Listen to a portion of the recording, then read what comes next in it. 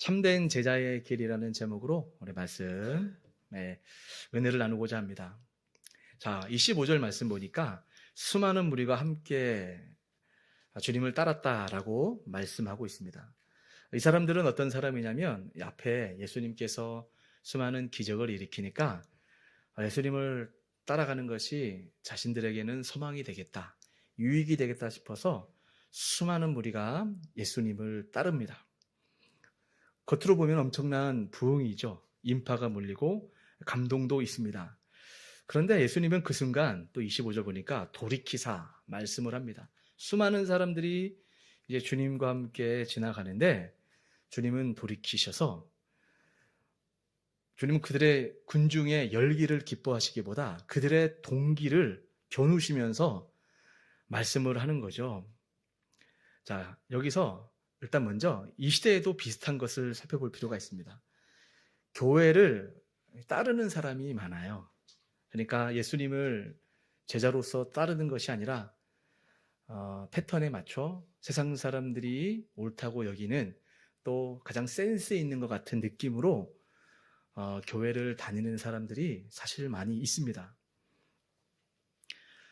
그런 사람들에게 주님은 이렇게 묻고 있다라고 생각을 합니다. 너는 나를 이용하느냐 아니면 나를 따르느냐. 팀 켈러 목사님이 복음과 종교를 구분하며 던진 말이 이렇게 되어 있습니다. 종교는 내가 잘하면 하나님이 복 주신다는 거래이고, 복음은 예수님이 이미 다 이루셨다는 은혜다라고 팀 켈러 목사님이 일전에 말씀을 하셨습니다. 자, 가짜는 어디에서 생기는가 하면 거래 신앙에서 생긴다는 겁니다. 교회를 은혜의 자리가 아니라 이익의 통로로 생각할 때 그때부터 자칫 가짜가 될 수 있다는 것을 우리에게 지금 보여주고 있습니다. 자, 오늘 이 제자도에 대해서 오늘 본문은 참 유명하죠. 마태복음에서도 나오고 성경 곳곳에 누구든지 나를 따르려거든 너 자신을 부인하고 너에게 있을 십자가가 있다. 예수님이 지시는 십자가가 아니에요. 예수님이 지시는 십자가는 예수님만 지실 수 있어요. 우리가 진다고 질 수도 없고 저도 효력이 없어요. 예수님이 지시는 그 십자가가 아니라 우리 한 사람 한 사람은 주님을 따르다 보면 주의 영광을 위하여 제자로서 마땅히 희생하고 내가 죽어야 될 십자가가 뒤따르게 될 것이다 라고 말씀을 하는 거죠. 그러면서 누구든지 나를 따르려거든 내가 지고 가야 될 십자가를 지고 나를 따를 것이니라 라고 말씀을 하셨어요. 자, 제자도. 우리가 보통 이 제자도를 이야기할 때 목사님이나 선교사나 교회에 헌신한 사람들이 저분들은 남다른 헌신을 한 사람들이야. 그런 사람들이야말로 참된 제자이지 라고들 쉽게 생각을 합니다. 그런데 성경은 주님을 믿고 주님이 부르신 사람은 다 제자예요. 한 사람도 예외 없이 제자가 없습니다. 저 이것을 제가 오늘 설교를 준비하면서 구약적 성경 신학적으로 제가 좀 끌고 왔습니다. 자, 누가복음 전체에 흐르는 제자도는 단지 제자로서 잘 살아야 될 윤리 훈련이 아닙니다. 하나님의 나라가 임할 때 백성은 어떻게 하나님을 따라야 되는가를 말씀하고 있는 것이 누가복음에서 가르치고 있는 가장 중요한 핵심 사상 중에 하나입니다. 자, 그러면 옛 출애굽을 살펴볼 필요가 있어요. 이스라엘 백성들이 애굽 땅에서 400년 동안 종살이를 했죠. 이게 상징적으로 죄악 가운데 고통받고 있는 죄인들을 상징을 하고 있죠. 이렇게 종살이를 하고 있을 때 모세를 통하여 출애굽을 하게 됩니다. 출애굽을 할 때 하나님께서 출애굽기 3장 18절을 보게 되면 모세가 바로 왕에게 뭐라고 이야기를 하냐면 내 백성을 내보내라. 우리가 사흘 길을 걸어가서 광야에서 하나님께 예배드리라 한다라고 제안을 하지만 당연히 바로는 내보내지 않죠. 그러나 결과적으로는 이스라엘 백성들이 출애굽하여서 광야에서 하나님을 예배하게 됩니다. 그러니까 출애굽의 의미는 종살이를 떠나서 여호와 하나님을 섬기기 위해 광야로 갔다는 거죠. 자, 새 출애굽, 지금 예수님이 이 땅에 오셔서 하나님을 믿을 사람들에게 무엇을 선포하고 있냐면 새 출애굽을 이야기하고 있는 거예요. 예수님은 죄와 사탄의 종살이에서 우리를 건져서 어디로 불러내고 있는 거죠? 하나님 나라의 잔치로 부르고 있어요. 이게 내일 본문이에요. 내일 14장을 보게 되면 여러분이 하나님 나라의 잔치를 오늘 본문 앞전에 나와요. 이게 뭔 말이냐면 이제 잔치를 배설해서 사람들을 오라고 했는데 사람들이 다 장가가고 또 농사 짓고 여러 가지 우리가 이 땅에 살면서 꼭 필요한 일들만 하고 있어요. 그런데 무엇을 주님이 강조했냐면 하나님의 나라에 초청을 했는데 사람들이 세상 일이 바빠서 그것이 중요하지 않은 것은 아닌데 하나님의 일보다 더 마음이 뺏긴 나머지 그거에 집중하다라는 거예요. 그래서 하나님이 배설해 놓고 오라고 하는 은혜의 잔치에 참여하지 않고 있는 사람들을 보며 그 주인이 굉장히 불쾌하게 생각합니다.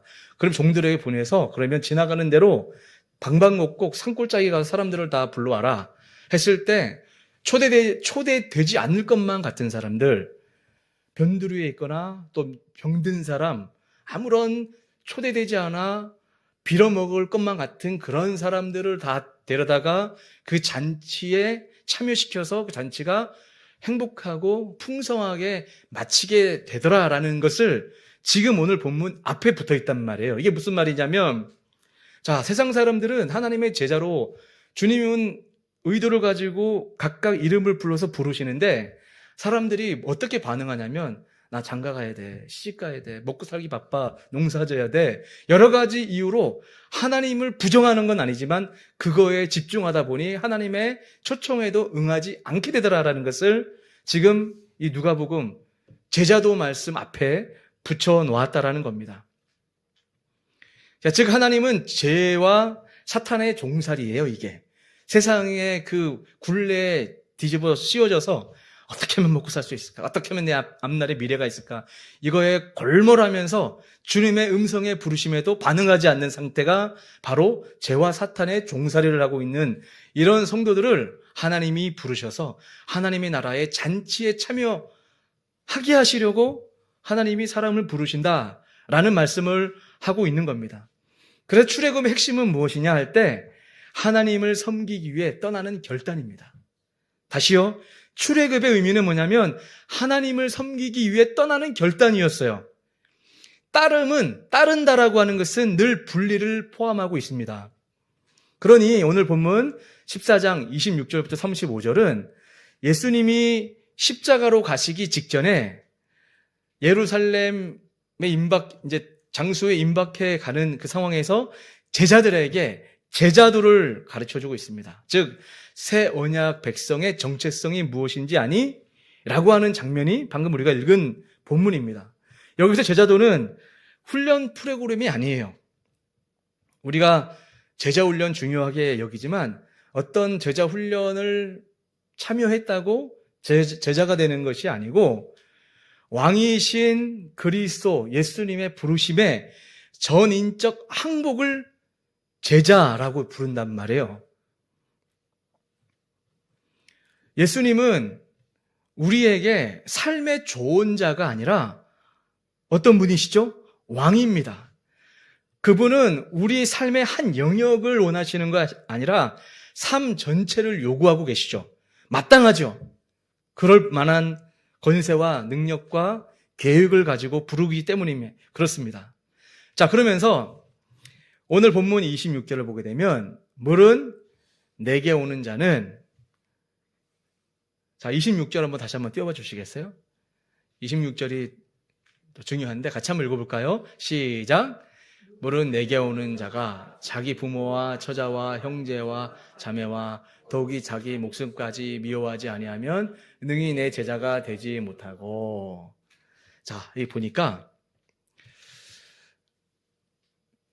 부모, 형제, 자매까지 미워하지 않으면 능히 내 제자가 되지 못한다 라고 하는 이 말씀에 사람들이 오해할 수 있습니다. 우리 하나님은 부모님도 공경하지 말라라는 뜻인가? 형제 자매끼리 싸우라는 의미인가? 라고 하며 증오 감정을 조장하는 것이 아니냐라고 하곤 합니다. 그런데 우리 주님은 출애굽기 20장에서도 분명히 부모를 공경하라 말씀하셨고, 예수님은 사랑의 하나님, 사랑을 강조하는 분이시죠. 그러므로 여기서 미워하다라고 하는 것은 어떤 의미냐면 언약적 충성의 우선순위를 말하고 있는 거예요. 즉 예수님을 향한 절대 사랑, 그 우선순위가 세팅되어 있지 않으면 결국 가장 가까운 관계마저 우상이 되어버릴 수 있고, 반대로 가장 가까이 있는 그 가정 식구들 때문에 하나님을 따를 수 없게 될 것이다라고 하는 의미입니다. 그러면서 주님은 더 깊게 찌르시죠. 자기 목숨까지. 그렇죠. 누구든지 자기 십자가를 지고 나를 따르지 않는 자는 능히 내 제자가 되지 못하리라 할 때, 여기서 보세요. 자기 목숨까지 미워해야 된다라고 한단 말이야. 여기서 이 시대의 신앙은 가짜 신앙이 어떤 것인지를 보여준다라고 저는 생각을 합니다. 저는 요새 진짜 제자도에 대해서 좀 관심을 갖기 시작했습니다. 제자훈련을 10수년째 지도해 봤고, 저도 제자훈련을 지도할 수 있는 그 칼 세미나라고 일주일 동안 아침부터 밤까지 하는 그 세미나도 참석을 해서 자격증도 있고 뭐가 중요한지를 이론적으로 잘 알아요. 그리고 어떤 것이 제자의 모습일지 어렴풋이 기억을 합니다. 그런데 저도 이 시대에 어떤 사람들을 참 많이 보냐면, 여러분 제자가 어떤 사람이죠? 제자는 스승이 있고 어떤 그 스승의 전적인 후계자, 그분이 원하는 대로 살아냅니다, 내겠습니다. 이게 제자잖아요. 누가 봤을 때 진짜 저 사람은 누구의 제자가 맞아, 이런 말을 들을 수 있어야 제자잖아요. 저는 요새 정치 얘기도 하자면 그래요.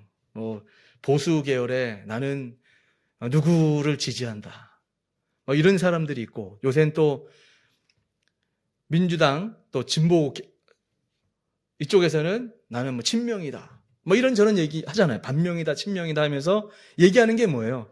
나의 정치적 입장은 어느 누구의 노선을 따르는 거의 제자다. 그 사람의 정치적인 입장과 방식을 존중하고 나는 그 사람이 내 어떤 걸음에 지대한 영향을 끼치고 있고 그분의 사상을 이어받아 이런 노선으로 갈 것이다라고 하는 사람들을 소위 말하면 저는 제자다라고 말할 수 있을 것 같아요. 그런데 참 많은 사람들이 내가 누구의 제자입니다 라고 말은 하지만 실제로 그 어떤 스승의 가르침대로 그렇게 살아가는 사람이 얼마나 됩니까? 요새 목회자들 가운데서도 여러 얘기들이 많이 있잖아요. 저도 포함되겠지만 또 성도들도 물론 포함되는 상황입니다. 다 우리가 하나님의 제자인데, 내가 하나님의 제자이어야 될 터인데 저 사람 정말 제자 맞나? 라는 생각을 막 드는 분들도 계시지 않습니까? 여러분 멀리서 보지 말고 나를 한번 생각해 봅시다. 저는 정말 진지해요. 이 시대에 목사가 되고 정말 개척을 하고 교회를 세워가는 동기는 정말 하나님 앞에 제자가 좀 되어보고 싶다. 그리고 어떻게 하는 것이 좀 더 하나님 보시기에 제자답게 이 땅에 하나님 주신 사명을 쫓아 살아갈 수 있을까를 고민하면서 여기까지 왔는데, 돌아보면 참 부끄러운 게 많아요. 지금도 부끄럽고 이런 생각들이 있지만 앞으로는 좀 더 제자답게 살았으면 좋겠다. 어떻게 사는 것이 정말 제자다움일까를 정말 이 시대에 그냥 우리가 많이 읽어냈던 제자도 이런 책이 아니라 내가 정말 제자인가를 고민해 봐야 된다라는 거예요.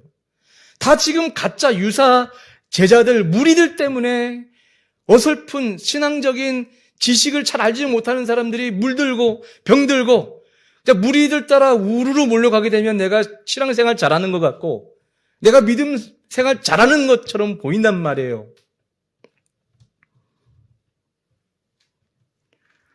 나의 안전이 주님보다 더 크고 나의 이미지가 주님보다 더 소중하고 나의 편안이 주님보다 더 절대적이라면 이것은 잘못 가고 있는 길일 수 있다는 겁니다. 가짜는 늘 우상에서 나와요. 우상이 뭐죠? 어떤 신반 우상이 아니라 우상은 하나님보다 내가 더 좋아하고 더 많이 의지하고 내 마음에 늘 맴돌고 있는 그 어떤 것이 우상입니다. 하나님보다 하나님이 있어야 될 그 자리에 어떤 존재가 차지하고 있는 것이 우상이라는 거죠.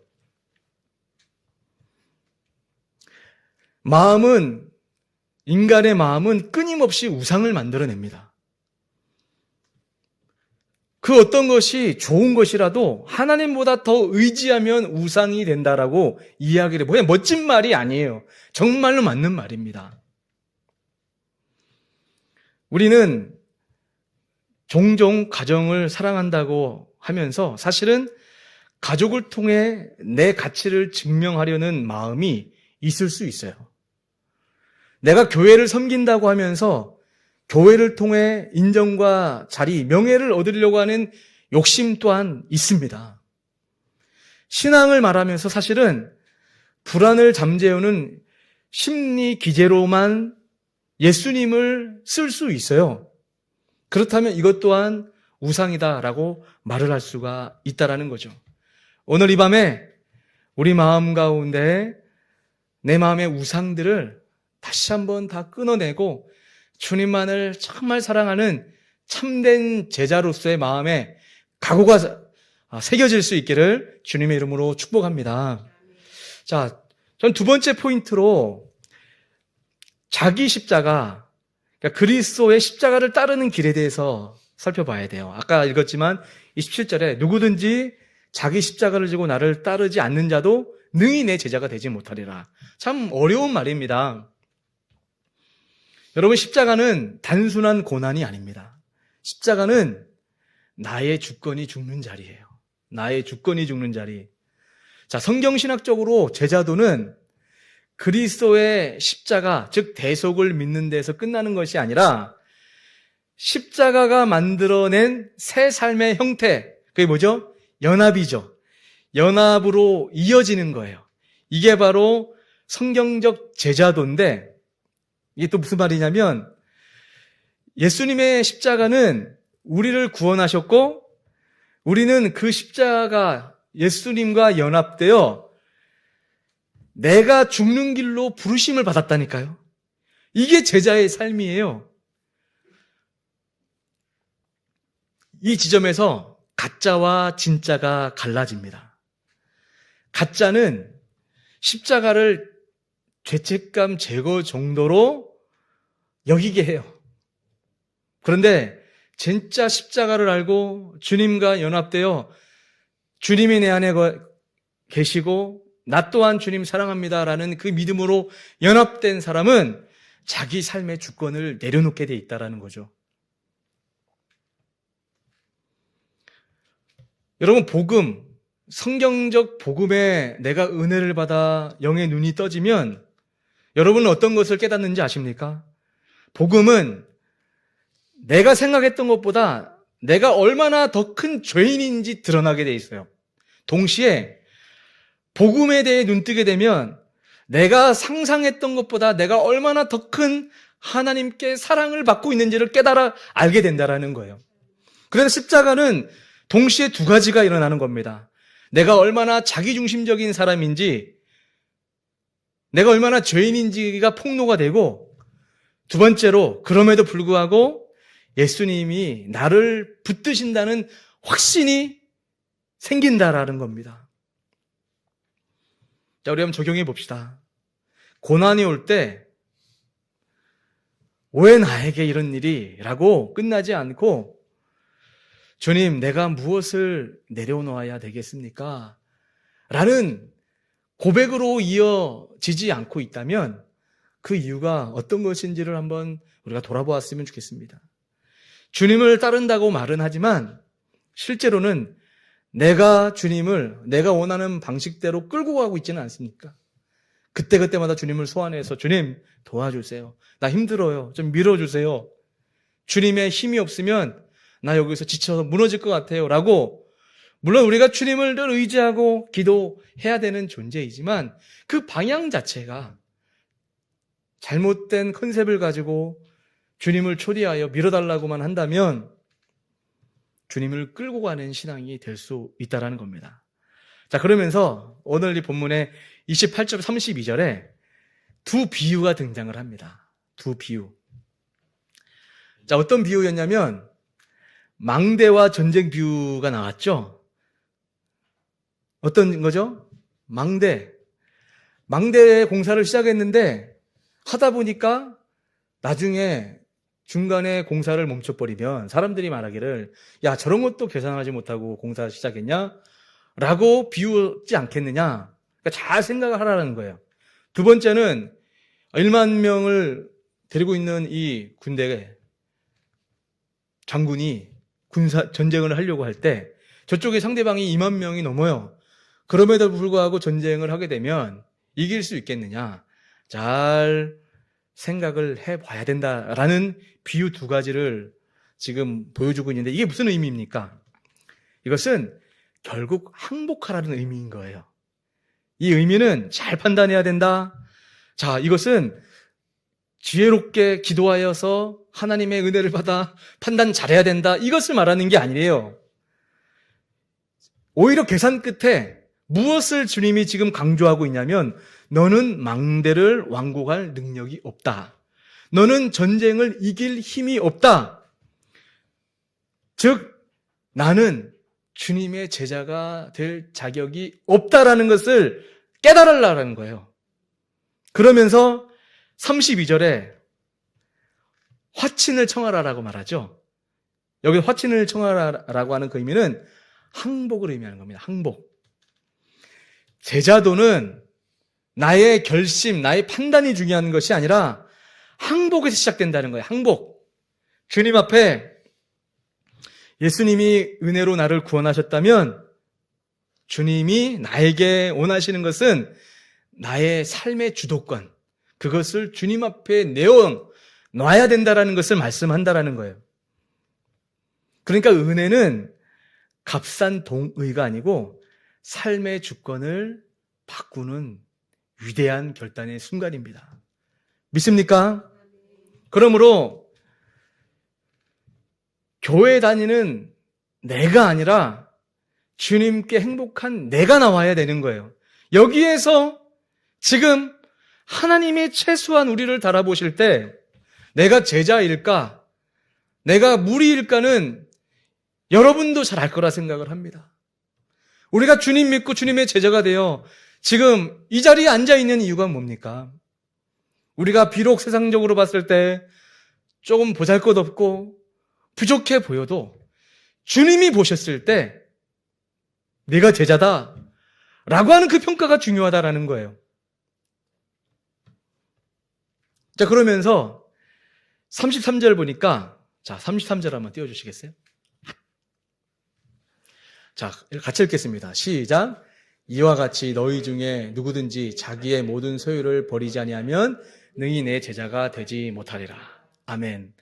자, 여기서 모든 소유를 버리라. 마치 아무것도 갖지 않고 거지처럼 살라라는 의미인가? 이것도 오해예요. 그런 의미가 아니라 자기의 모든 소유를 버리지 아니하면 말씀하시는 의미는 여기서 소유는 돈만을 말하는 것이 아니라 내가 지탱하는 모든 근거를 의미합니다. 그러니까 이런 거죠. 성과, 스펙, 관계, 인정, 신앙 경력, 봉사 경력, 직분, 심지어 나는 꽤 괜찮은 사람이라는 도덕적 자부심. 여러분 이거 중요합니다.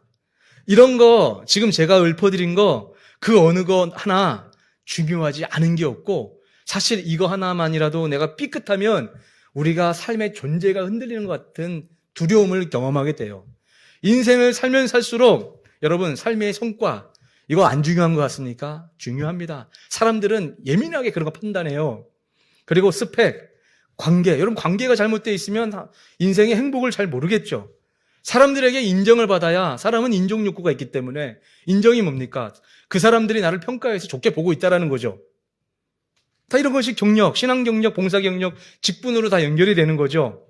그러니 나는 꽤 괜찮은 사람일 거야 라고 하는 도덕적 자부심. 저는 이것이 좋은 거라 생각해요. 이런 모습으로 비춰지는 것은 귀하다고 생각을 합니다. 그런데 가짜 신앙의 특징이 뭐냐면 교회를 통해 자기 의를 유지하려고 하는 거죠. 예수님을 통해 자신을 버리기보다 예수님을 이용해 자신을 강화하는 경우도 꽤 있습니다. 그래서 종교의 메커니즘이 바로 이런 거라는 겁니다.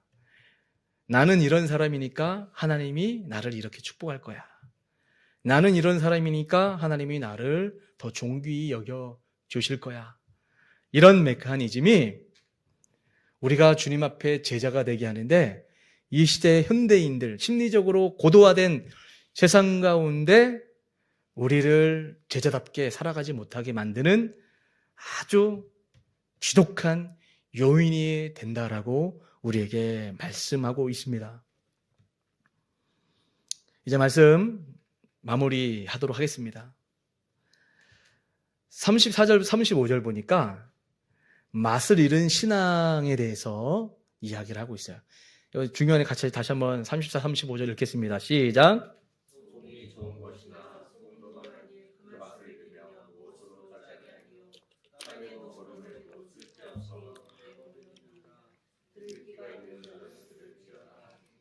아멘.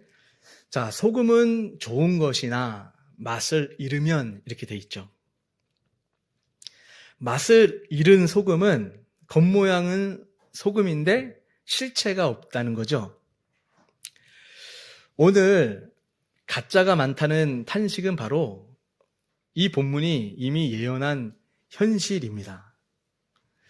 예배는 드리지만 복음이 주인이 아니고, 교회는 다니지만 자신의 자아가 왕이고, 신앙은 말하지만 십자가를 피하고 있는 상태. 이게 바로 가짜라는 겁니다. 그러면서 주님은 35절에 들을 귀 있는 자는 들을지어다 이렇게 말씀합니다. 이 시대에 주님이 진짜 원하는 사람은 제자입니다. 우리가 여기서 벗어나면 우리가 앞으로 살아갈 인생도 꽤 많이 남아 있는데, 여기에서 우리가 이탈되거나 설정이 잘못되면 신앙생활을 하면 할수록 선한 열매이기보다는 나쁜 열매만 맺어지게 됩니다. 저는 정말 진지하게 여러분에게 질문을 던져보고 싶어요. 여러분의 삶에 어떤 열매가 드러나고 있습니까? 저는 최소한 내가 살아가는 삶 가운데 핑계하고 이유 삼고 변명할 만한, 하나님을 뜻대로 살아가지 못할 만한 이유는 수십 가지, 수백 가지, 수천 가지 있다고 생각을 해요. 이래서 문제고 저래서 문제고 저것 때문에 힘들고, 그럼에도 불구하고 주님은 우리가 믿음으로 승리하고 열매 맺는 제자가 되기 원한단 말이에요.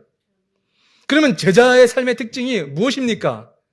여러분의 삶에, 여러분 주변에 있는 사람이 여러분과 함께 할 때 믿음으로 살아나고 있습니까? 아니면 더 병들어가는 것 같습니까?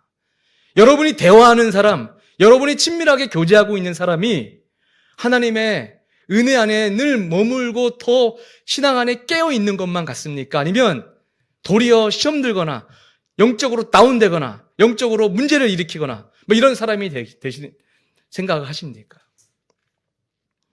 저는 목사로서 항상 그 생각을 합니다.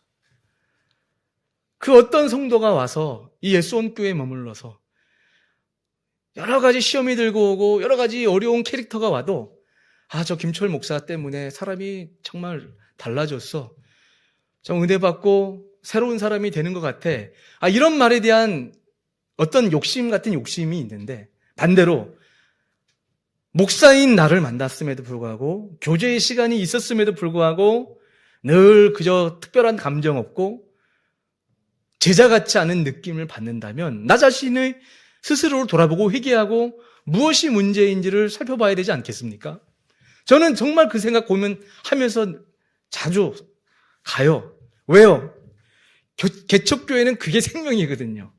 여러분, 개척을 한 이유는 좀 더 본질적으로 목회를 해보겠노라고 한 것이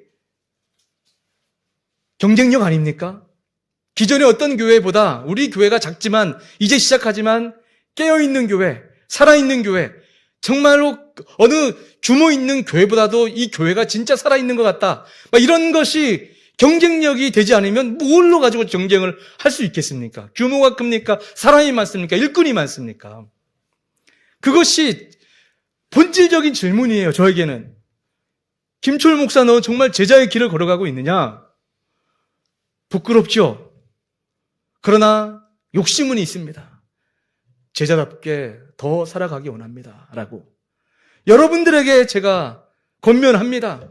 여러분의 삶은 어떻습니까? 여러분 주변에 사람들이 잘 오십니까? 여러분 주변에 있는 사람들이 정말 하나님 안에, 신앙 안에서 견고하게 서가고 있습니까? 아니면 같이 시험 들고 같이 힘들고 그렇게 머물기만 하십니까? 오늘 이 말씀을 들으면서 우리는 다시 한번 오늘의 기도는 여러 많은 것보다도 진짜 그 기도만 할 수 있다면, 주님, 제자 되기 원합니다. 주님, 신자 되기 원합니다. 주님 보시는 정말 참된 사람 되기 원합니다. 이 기도하고 우리가 그렇게 변화될 수만 있다면 이게 바로 성경적 제자예요. 두 손 들고 번쩍번쩍 뛰며 찬양하고 성교 많이 나가는 이게 제자가 아니고, 나의 삶에서 정말 제자다운 열매가 드러나고 있다면, 그런 사람이 되기 원한다면 오늘의 기도 제목은, 주님, 제가 가짜였습니다. 제가 정말 진짜이기 원합니다. 진정한 출애굽하기 원합니다. 하나님 말씀을 쫓아 하나님을 왕으로 삼으라고 출애굽시킨 주님의 목적을 쫓아 이제 다시 주님을 진정한 왕으로 모시겠습니다. 앞으로 가는 광야 같은 인생길에 물 없으면 물 없다, 고기 없으면 고기 없다, 왜 우리를 굳이 여기까지 인도해서 더 괴롭게 하느냐라는, 불평할 것 같으면 출애굽하지 마세요. 그냥 가짜로 살아요. 그냥 세상에 좋을 대로 우르르 몰려가 다니고. 그러나 정말 제자라면 내 삶의 주권을 주님께 의탁하고, 주님, 제자 되기 원합니다라고 이렇게 고백할 수 있다면 오늘의 이 시작이 훗날에 귀한 겨자씨만한 씨가 심겨져서 시간이 지나면 자라 올라옵니다. 나중에는, 처음에는 미약했지만 언젠가는 이 나무가 커져서 새들이 깃들고 사람들이 쉬어가는 그런 놀라운 역사와 미래가, 그런 믿음으로 가는 사람의 훗날에 있게 될 줄 믿습니다. 믿습니까? 오늘 그 믿음으로 우리 손교회 기도하고 나아갈 수 있기를 우리 축복합니다.